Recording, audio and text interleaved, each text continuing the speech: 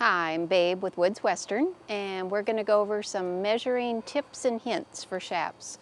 On our chart on our website is a whole measure chart. I measure the exact same way, the exact same chart at the shows, and I know a lot of you measure at home and send in measurements, so I'm going to try to help you with filling them out correctly. At the top of the chart, there are a few things that just help me with perspective of the size of the person. I have a height, age, a weight, and if you could fill those in, that kind of helps me just with, the overall picture. So we're gonna go over this on a body and actually show you how I measure, and hopefully you'll have success doing your own. The most important thing is the same type of pant that you're going to wear with your chaps. So if it's a show pant, have the person with their show pants. If it's a jean, have the jeans and a belt and boots also. Our chart is available online, and if you just go down it, it's the same way that I measure at a show. They're numbered 1 through 12. I actually start with number 3 on the chart, which is the thigh, and work up and down from there. So if you start right with the thigh measurement,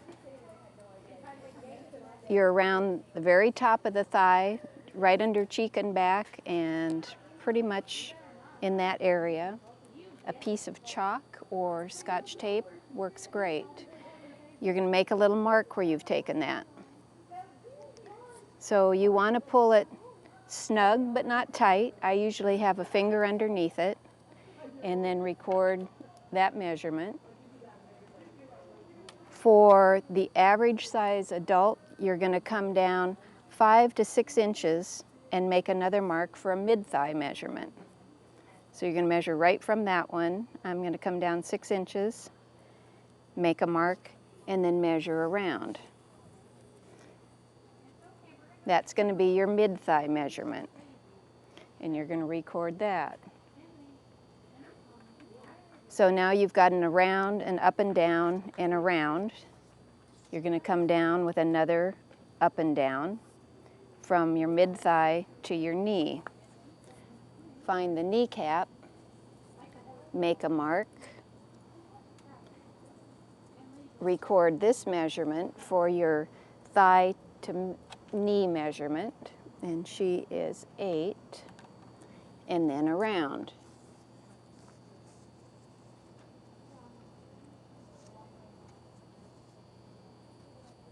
So record that one for your knee. You're going to have another up and down measurement. The largest part of the calf, and you can pretty much feel it. Boots are usually a little bit below it, and you can find the fullest part, usually down again from 5.5 to maybe 7 inches. She's down 6. So you're around. So you've got your calf measurement, and you've got your up and down from your knee to your calf.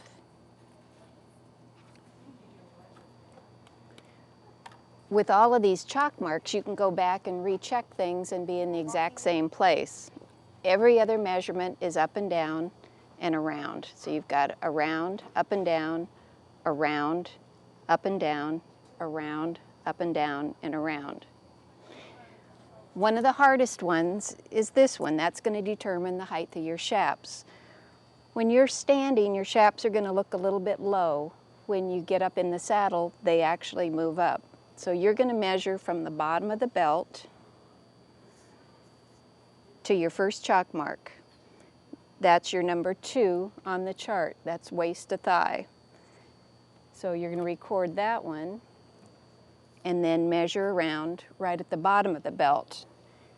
On the chart, that's a chap waist.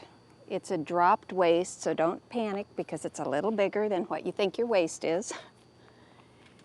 And you don't want to pull this one tight. I kind of ease the tape measure down around the bottom of the belt loops. If you try to pull it tight, it's going to scoot it up. So you've got that measurement. Natural waist is going to be clear up here, hips are down here, so perspectively you're closer to the waist, but it's quite a bit bigger than what a waist measurement's going to be. On the top of the chart, I've got waist and hip measurement. I don't use that for the chap pattern, but it helps me with proportion. So if you've given me this measurement and this measurement, I can compare what the natural waist is and the hips are, and it just kind of helps me lay out the pattern and know that we're in the right area. So you've now got all of these on the chart except the outseam and inseam. The outseam, you're going to come right from that waist, clear down the leg to the ground, and you're going to record that on the outseam. For the inseam, you're going to be right from the crotch with a straight leg to the ground. That's with show boots on. If you don't have boots available, measure barefoot and write that on the chart, and then we can adjust for a boot heel. So you either want to be barefoot or in a boot. I ask a person if they're right-handed or left-handed when we start. If they're right-handed, I measure the right leg. It's dominant, and it's usually about 1/4 inch bigger. A lot of people have two legs different sizes. They usually know it, and they'll say, oh, you better check my other one. You can follow the same deal down the other leg and just check them. They might be just the same, they might be a little bit different. So pretty much that's the basics. Start with the proper pants. You need a cloth measuring tape, not a carpenter's metal tape, which we hear lots of times in the background on the phone. Either chalk or Scotch tape or something that you can make marks so you can go back and just double check, recheck. If you didn't get the same thing, just kind of start over and see, you know, find your mark and just readjust and just kind of check it. Make sure you've got it pulled the tightness that you want it. You want it snug, not overly tight. So hopefully those are helpful hints that will help in getting your chaps to fit perfectly.